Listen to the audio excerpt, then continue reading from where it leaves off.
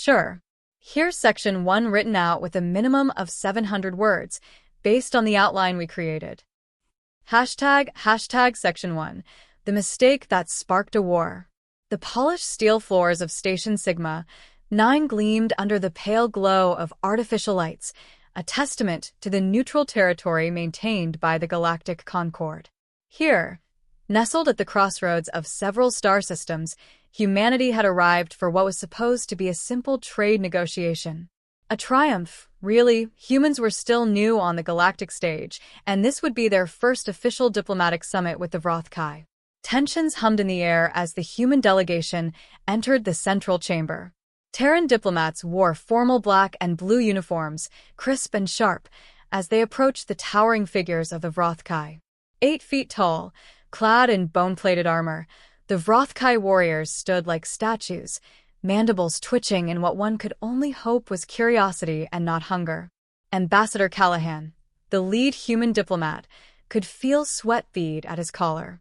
He'd studied their customs, pored over fragmented reports from other species who dared interact with the Vrothkai. They were fierce, bound by codes of honor that few outsiders understood. This was humanity's big chance to secure an alliance, or at least avoid antagonizing a species known for wiping out empires. The towering Kthal Vor, warlord and sovereign leader of the Vrothkai, stepped forward. His carapace gleamed, lined with ceremonial scars. The room hushed as he regarded the human delegation with a cold, calculating gaze. United Terran Federation, Vor rasped, his voice like grinding stone. You come with terms? Callahan nodded and offered a shallow bow, carefully rehearsed to avoid insult. We bring proposals for mutual trade and non-aggression. So far, so good. That's when it happened. Junior diplomatic attaché Andrew Mercer, fresh out of the academy and clearly nervous beyond measure, stepped forward. His youthful face wore a nervous smile as he extended his hand toward Vor. The chamber froze. Vrothkai mandibles clicked in alarm. Vor's eyes, dark pools of ancient fury, narrowed at the gesture. Wait, Andrew, no. Callahan hissed, but too late. The handshake. A human staple of diplomacy and good faith. Unfortunately for the Vrothkai, the gesture was a death challenge. The offering of an empty hand symbolized a direct challenge to personal combat, a call to bloodshed. Vor let out a guttural growl that shook the walls. He stepped forward and slammed his blade-studded fist into his chest, the Vrothkai equivalent of accepting the challenge. You insult me, Vor snarled. You insult the Vrothkai. Panic rippled through the human delegation. Mercer stammered, hands trembling. I didn't mean. The Vrothkai stormed out of the chamber in unison, their heavy footfalls echoing like war drums. Moments later, station alarms blared as Vor's warships, hidden in the nearby asteroid belt, broke stealth and powered weapons. From orbit, Vor's voice thundered across every comm channel in the system. Humans have challenged the Vrothkai. They have declared war. Callahan sank into his chair, hands on his temples. We're so dead. Back on the station's command deck, Lieutenant Commander Sarah Rhodes watched the events unfold through the hollow feed with grim disbelief. Tell me that didn't just happen. Her second-in-command, Lieutenant Vega, shook his head. It did. We just declared war on a race known for turning star systems into graveyards. Rhodes exhaled slowly, trying to rein in the nausea. The Vrothkai had remained isolationist for decades, largely because they only fought wars when challenged. And no one in their right mind challenged them. Scramble all ships, Rhodes ordered. Get me a secure channel to Earth. Across the galaxy, news feeds erupted in chaos. Alien broadcasters from dozens of species debated and speculated. The Vrothkai war machine was a nightmare of legend. Hundreds of worlds fell to them centuries ago before they retreated to their territory. And now, thanks to a handshake, they were mobilizing again, with humanity as their target. In Earth's orbit, aboard the flagship TNS Resolute, Admiral James Renner reviewed the transmission in stoic silence. His war council surrounded him, horror written across their faces. Renner broke the silence. A handshake. General Vasquez cursed under her breath. Of all the things, we've practically painted a bullseye on Earth. Another admiral muttered. Should we sue for peace? Apologize? Offer reparations? Renner shook his head. You don't understand the Vrothkai. We've studied them. Apologies won't work. Backing down isn't an option anymore. The room was thick with tension. Renner stood and straightened his uniform. Congratulations, everyone. We just declared war on the deadliest species in the galaxy. Beyond the Terran fleet, stars glittered like indifferent witnesses to what was coming. The Vrothkai war drums had begun to beat, and humanity, by sheer accident, had joined a war they might not survive. But Earth had survived worse. They just didn't know it yet. Would you like me to continue and start writing Section 2 next? Absolutely. Here's Section 2 with a minimum of 700 words. Hashtag Section 2, Humanity's Secret Weapon, Ourselves. The United Terran Federation's Central Council chamber, hidden deep within the fortified bunkers of Geneva Prime, was abuzz with voices overlapping in heated discussion. Holoscreens projected data on Vrothkai fleet movements, dozens of battleships already en route to fringe colonies. Advisors from allied species, the pacifist Ceridians and cautious Tyvans, sat on the edges of their chairs, nervously flicking through their own intelligence feeds. President Alina Serrano presided over the emergency council session, her expression carved from stone. Options, she demanded. Dr. Mendel, a Ceridian scholar with pale blue skin and slitted eyes, clasped his long fingers together. The Vrothkai's war code leaves little room for negotiation. In their eyes, this is a matter of honor. They will not stop until either you surrender unconditionally or you are extinguished. General Vasquez leaned forward. And, if we surrender? Mendel's throat tightened. Your extinction would be ritualized. Slowly, painfully. Silence. No one dared glance toward the screen showing the Vrothkai's infamous war history. Empires razed. Populations culled. Planets stripped bare. The Vrothkai didn't just win wars. They turned them into art. President Serrano's voice was ironclad. Then surrender is off the table. The Tyvan ambassador, a reptilian elder with golden eyes, hissed softly. Madness. Humanity has no chance. The Vrothkai are superior in strength, numbers, and military history. General Vasquez smirked. History underestimates us. That's when Admiral Renner stepped forward, dropping a data chip into the central holodeble. The room dimmed as ancient images flashed, scenes from Earth's own brutal past. Let me show you something, Renner said. See this? Jungle warfare in the 20th century. Humans waging guerrilla campaigns against technologically superior forces.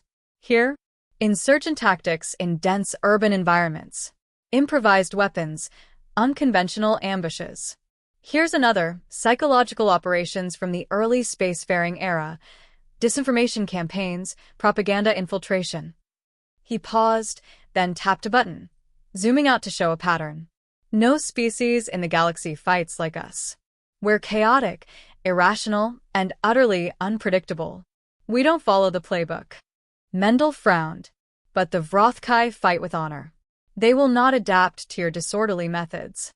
Exactly, Renner replied. They fight like knights. We fight like pirates. Humanity's history was one of blood and fire. While other species evolved in stable ecosystems with minimal predators, humanity came from Earth, the death world. A planet where survival bred ingenuity and ruthlessness. Lions, bacteria, poison, hunger, ice ages. From the start, humans were forged in adversity, and they brought that survival instinct to the stars. Across the Terran Federation, the gears of war turned. Civilian factories shifted to wartime production, crafting strike craft, armor, and supplies. Orbital shipyards worked around the clock, welding together warships that bristled with kinetic cannons and missile pods. Humanity's fleets weren't the largest, but they were versatile and carried a lethal reputation for punching above their weight. Admiral Renner toured one of the orbital docks, inspecting the freshly reactivated dreadnought TNS Ragnarok, a monster of a ship from the first colonization wars. Its armor was patched and scarred, but its crew of veterans stood ready, grinning as they ran drills. "These old bones still bite," Renner murmured to himself. In hidden bunkers beneath Luna Base, humanity's most elite special forces prepared. The Black Dagger Corps, operators trained for sabotage, infiltration, and psychological warfare. Dressed in adaptive camo suits, they checked grav charges and stealth gear. Colonel Mira Tate, their commander, addressed her soldiers. "The Vrothkai are larger, stronger, and better equipped. Doesn't matter. We hit them where it hurts. Fuel depots, logistics nodes, command centers. We don't fight fair, we fight smart." The troops chuckled grimly. They were the blade in the dark. While the Vrothkai marched to the beat of ancient drums, the Black Daggers would tear apart their supply lines, whispering terror into the enemy's minds. Meanwhile, the Terran Federation's Science Division unveiled their trump cards. Dr. Econ Price, head of Advanced Weapons Research, briefed military officials on Project Chimera, adaptive AI-driven drone swarms capable of evolving tactics mid-battle. "We've taught these systems unpredictability," Dr. Price explained. "They learn and adapt in real time. The Vrothkai won't know what hit them." Nanite warheads, EMP artillery, and gravity well projectors were deployed to forward bases across Terran space. Where the Vrothkai relied on brute strength and honor-bound formations, humanity leaned into chaos, asymmetry, and improvisation. President Serrano stared out over Geneva Prime's cityscape from her office window as night cloaked the world below. The lights of the megacity flickered beneath the orbital defense grid. Her aide approached. "Ma'am, projections say the Vrothkai will reach the colony worlds in 2 weeks." Serrano nodded. "Then we have 2 weeks to teach them who they've underestimated. Because humanity had a secret weapon, not a fleet, not a superweapon, but themselves. Their very nature." "We never start the fight," Serrano whispered, "but God help anyone who forces us to finish it." Somewhere beyond the Terran frontier, deep within Vrothkai territory, Warlord Cthalvor prepared his armada, unaware that humanity wasn't preparing to fight by their rules. They were preparing to burn the rulebook. Would you like me to move on to Section 3 next? Absolutely. Here's Section 3 with a minimum of 700 words. Hashtag Section 3. Clash of Titans, Humanity versus the Vrothkai. The first clash came at Proxima Centauri b, a lush frontier colony barely settled 5 years prior. The Vrothkai descended like predators, their obsidian-black warships blotting out the stars. Dozens of massive cruisers deployed legions of warriors in atmospheric dropships, streaking through the skies like dark comets. Colonel Mira Tate stood atop the primary defense bastion, her HUD overlay displaying incoming signatures. The Vrothkai landing force was immense, 10,000 soldiers against her force of just 1,000 defenders. But Tate didn't flinch. "They brought the whole damn army," her XO muttered. "Good," Tate replied. "More targets." The Vrothkai marched in rigid phalanxes, armor clattering as their serrated blades gleamed beneath the twin suns. To them, this was ritual combat, an honor duel writ large. They expected the humans to meet them in open fields, where superior numbers and brute force would secure victory. Instead, they found silence. Then the ground beneath them detonated. Buried charges sent entire formations flying. Camouflaged human squads emerged from the forests, striking from the shadows, then melting away like ghosts. Booby traps funneled Vrothkai soldiers into kill zones, where snipers with anti-material rifles punched holes through their exoskeletons. Vrothkai commanders snarled in frustration, their discipline fraying as the battlefield twisted into chaos. Colonel Tate grinned from her vantage point. "They don't know how to fight when the rules change." The first battle ended with heavy casualties on both sides, but for the first time in centuries, the Vrothkai tasted uncertainty. They captured the colony, but at a staggering cost. Whole divisions were whittled down to half strength. Ambushes turned their victories into Pyrrhic ones. Meanwhile, in deep space, Admiral Renner and the Terran Third Fleet executed Operation Scorpion. The Vrothkai's fleet doctrine was simple: overwhelming force, straight-line assaults, and attrition warfare. But when their flotilla advanced into the fragmented remains of the Elysium asteroid belt, they were met with something else entirely. Contact, barked a Vrothkai captain as Terran ships appeared on flanking vectors, weaving between asteroids and debris fields. Instead of traditional fleet formations, the human ships maneuvered in irregular patterns, slipping through dense asteroid clusters where the bulky Vrothkai dreadnoughts dared not follow. Human strike corvettes darted between cover, unleashing coordinated missile salvos before vanishing. Mines laced the belt, sending shockwaves through enemy cruisers. Every rock became a potential hiding spot, every shadow a death sentence. Admiral Renner watched from the bridge of TNS Ragnarok. Keep them chasing ghosts. The Vrothkai's pride blinded them. Rather than regroup, they pursued, crashing deeper into the asteroid field. Human battlecruisers ambushed them from above, dropping magnetic charges onto their hulls before disappearing into asteroid caverns. When the dust settled, 6 Vrothkai capital ships were reduced to scrap. But it wasn't just bullets and bombs unsettling the Vrothkai. Deep within their commnet, strange human transmissions leaked through encrypted channels. Black Dagger Corps operatives had infiltrated comm towers, broadcasting eerie recordings, ancient Terran war chants, unsettling frequencies, and cryptic messages that defied Vrothkai logic. Run while you can blinked across one of their battlecruiser's displays before the ship detonated from internal sabotage. The Vrothkai, creatures of strict codes and rigid hierarchy, began to spiral. Paranoia festered among commanders who suspected internal betrayal. Vor's warlords argued over tactical shifts, uncomfortable with an enemy who scorned tradition. For the Vrothkai, war was sacred. For humanity, it was survival at any cost. At a forward base orbiting Alpha Centauri, Cthal Vor slammed his clawed fist into a stone wall, cracks spiderwebbing through the masonry. They mock us, Vor roared. They insult the ways of our ancestors. His advisors knelt, heads bowed, terrified to speak. Vor's mandibles twitched in fury as reports filtered in. Black Dagger Corps had bombed another supply convoy, wiping out months of munitions. Entire garrisons had been ambushed, and Vrothkai morale wavered. They do not fight as warriors, Vor snarled. They fight as predators. For the first time in his centuries-long reign, Vor felt something alien doubt. Back on Earth, President Serrano convened with military leaders. A holomap showed red sectors slowly turning neutral or Terran blue. Their rigid doctrines are their weakness, Admiral Renner explained. Every time they respond with brute force, we outmaneuver them. They don't adapt, they double down. General Vasquez added, we're bleeding them dry. Not through direct confrontations, but by making them fight our war. Still, the toll on humanity was heavy.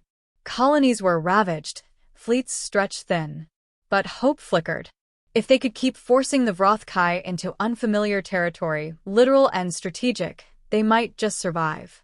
Keep the pressure on, Serrano said. And get me the Black Daggers.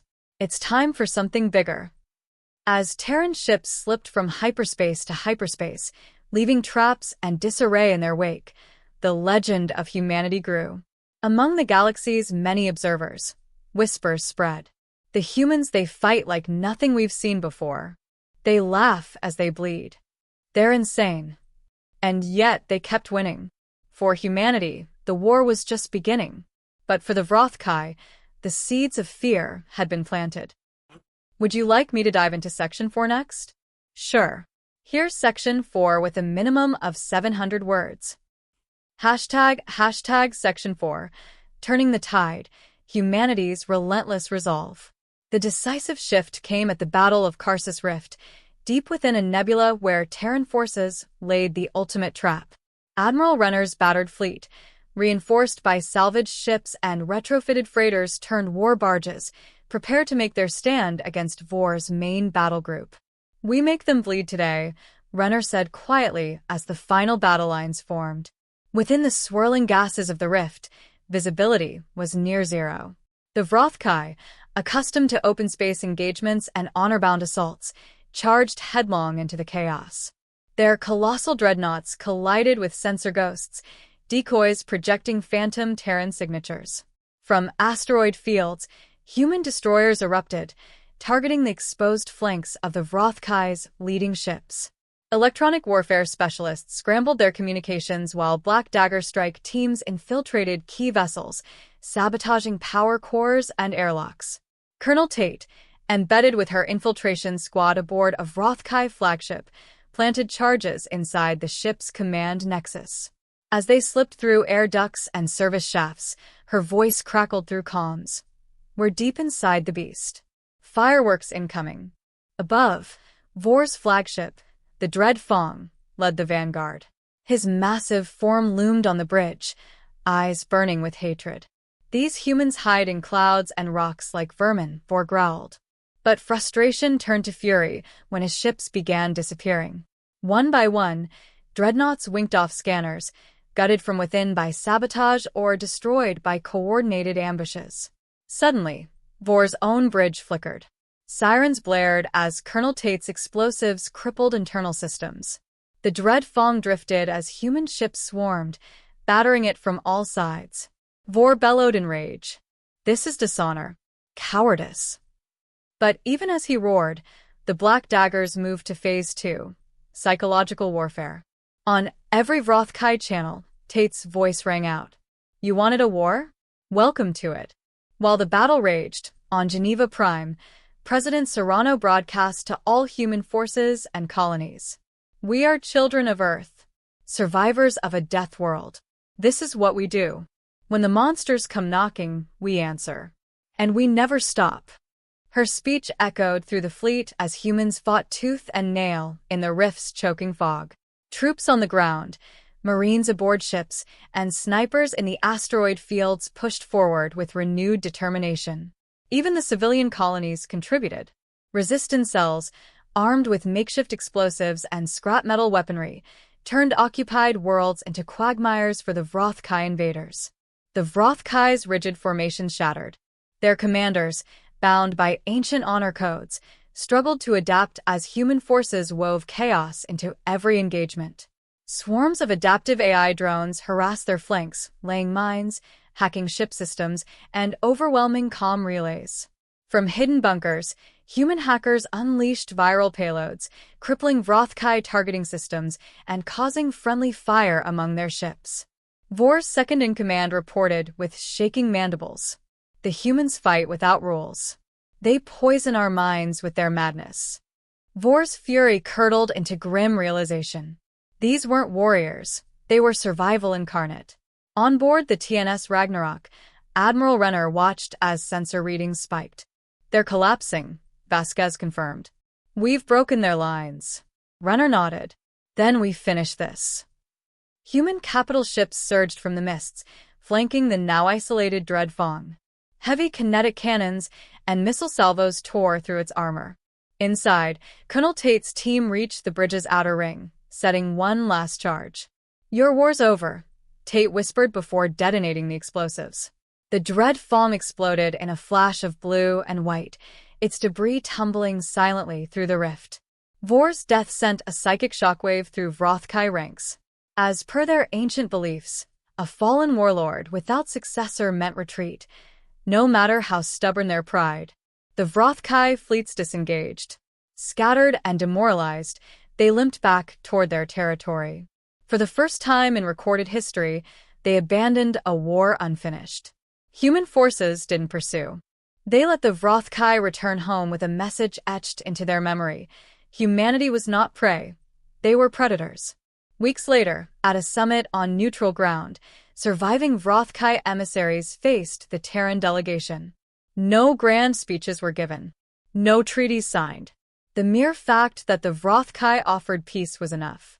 Ambassador Callahan, flanked by General Vasquez and Admiral Renner, kept his voice even. "We accept your terms." The Vrothkai chieftain bowed his head, an unprecedented gesture. "The humans are not what we expected."